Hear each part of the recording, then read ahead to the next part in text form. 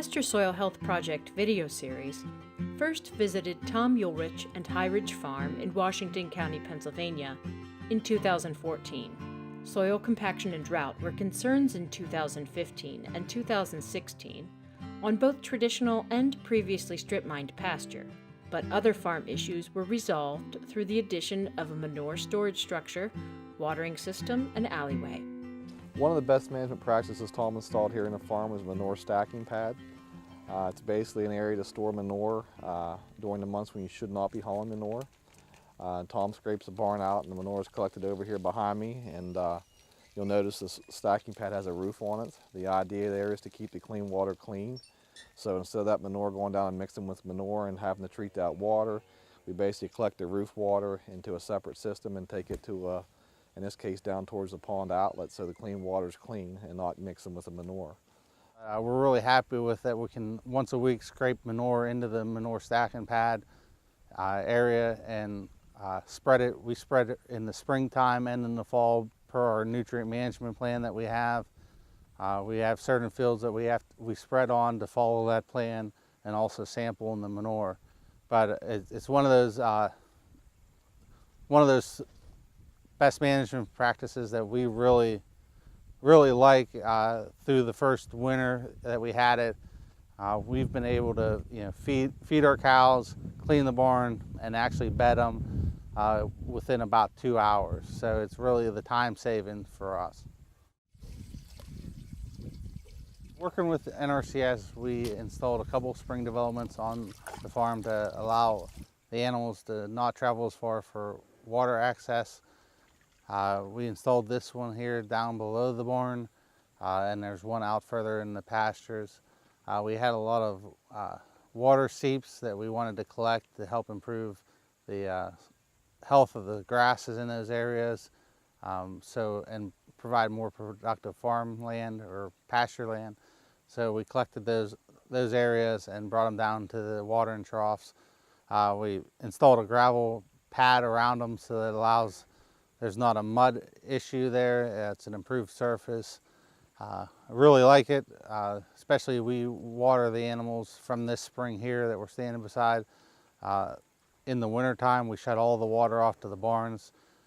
So this is their main drinking supply that they use here on the farm during the winter.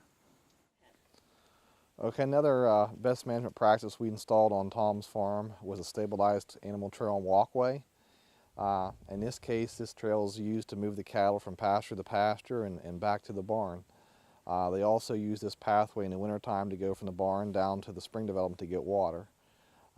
Before this was installed, Tom had some erosion issues. He had some mud issues that could lead to herd health problems such as sore feet. So we worked with Tom to come in here, basically clean off the organic matter, the topsoil, the mud manure, take that off site, put down some geotextile filter fabric and different sizes of rock to give a good stable base for the cattle to walk down the hill.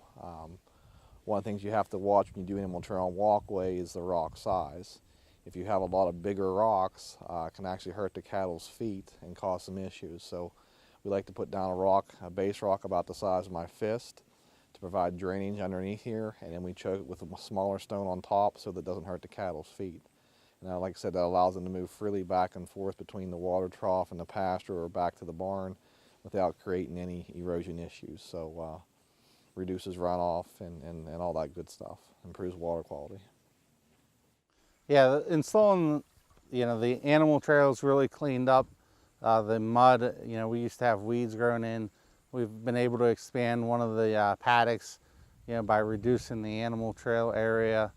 The manure storage, we've really actually saw an increase in yield production by spreading the manure in the springtime and allowing the grass to, when it's grown, to uptake that nitrogen. Like I said, I think the first time I met Tom was at a Southwest Project grass meeting. He came with another employee with the district, and we always introduce new employees and they give a little background about what they're doing. It's not every day in our world that we get to meet a fellow colleague that has a farm too, like myself, so we hit it off right away. Started sharing ideas back and forth, And he kept asking me questions about his farm and, what about this, what about that? And finally at some point I said, Tom, why don't we just come out to the farm and see what you got? So the local office set it up and I came out with Tom.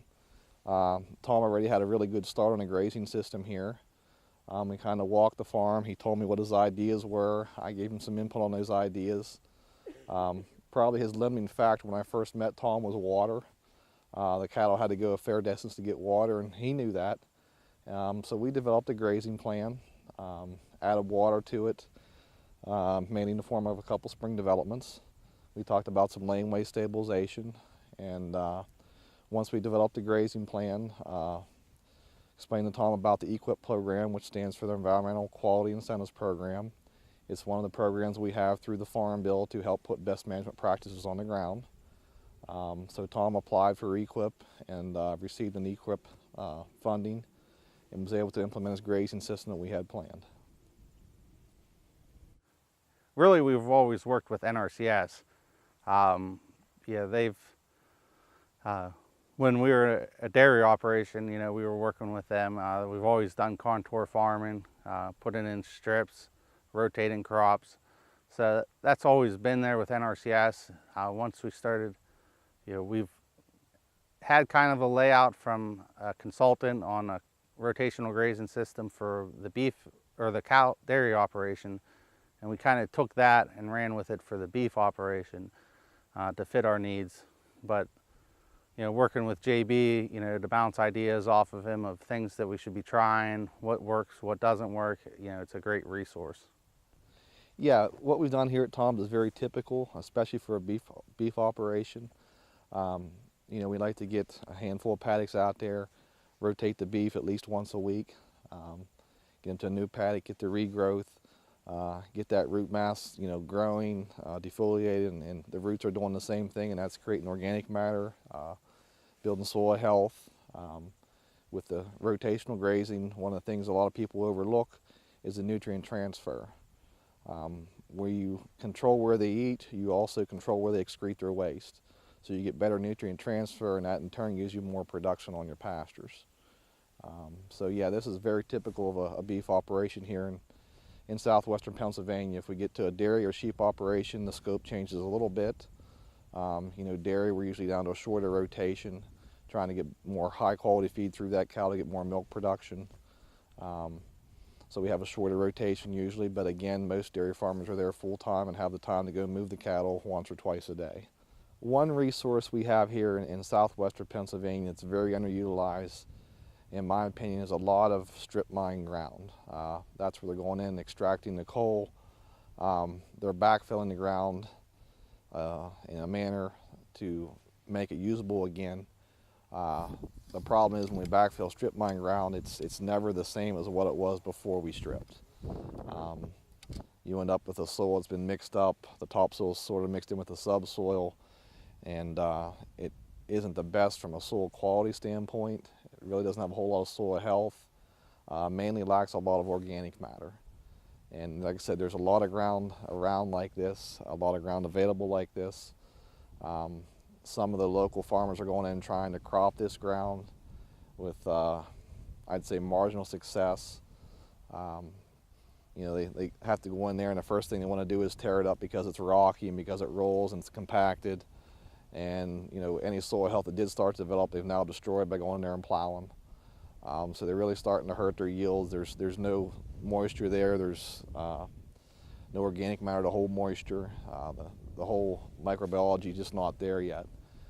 So one of the things we've been promoting is going in there and planting grass and grazing that area. You're not going to get the same return on grazing that ground as you say would, grazing some of the nice soils that Tom has here in his farm. You might only get half the yield. But what happens over time, after 5, 10, 15, 20 years, you're starting to build that organic matter. You're starting to bring the soil biology back, and starting to get to return your investment you put into these strip mine grounds. Most years we were finishing first cut in hay end of July because we had wet springs. This year we were done by July 4th, and really we haven't had much rain, in July here. Just some thunderstorms and stuff like that. So we've seen a drop off on our hay yields there, you know, and our pastures. That's why we decided to wean the calves when we did. You know, doing it now gives our pastures a little bit of break, you know, and less animal numbers on there. Pretty much the pastures look pretty good coming into the spring. Just kind of had a feeling that it was going to be a little bit of a dry year, so being proactive there. But we've also implemented or tried putting up some more temporary fence to shorten the amount of grazing area available for the animals and see if they would clean off the pastures a lot better. So our numbers have gone up with the calves, but also our paddock sizes have gone down. Our time on pasture during the spring for each sub paddock is 3 to 4 days. You know, just depending on where we're at as far as traveling, being off the farm and stuff like that, is how we set up our paddocks. But, you know, trying to go to a smaller paddock to see if, you know, rotating them more is beneficial compared to, you know, our 6 days that we were running before. One of the tools that Tom finds useful in managing his grazing land is the pasture condition score. Going through the pasture condition scoring, you know, collecting the data, I think is a big thing to back up what we're trying to do here, and to give farmers an idea of, you know, what data there is and what data is good to collect. With the pasture condition score, we've been consistently, you know, falling short on legume access or availability. So trying to increase, you know, legumes in our pasture is what we're trying to focus on. We try to do it on the same time every year, spring and fall, to see how the pastures manage through the summer or through the growing season. So taking them at the same point, same time, you know, is a key to getting, you know, realistic data numbers. Hopefully we keep improving our efficiency, and that's what, you know, I think for younger farmers like myself, you know, that are working off the farm, you know, and part-time farming, you know, is how can we increase our efficiency and things. So that's what we continue to look at, and then also how much more productive our land can be. You know, our goal, you know, at first we talked about, you know, total acres, you know, of, well, I'm farming 200 acres or 300 acres. But it really comes down to what your yield goals are, you know, of, am I getting 2 ton to acre of hay yield off of 400 acres, or am I getting 4 ton of hay off of 200 acres? So that's what we continue to play around with and try to increase our productivity, or our yield productivity. To learn more about the Pasture Soil Health Project video series, visit capitalrcd.org.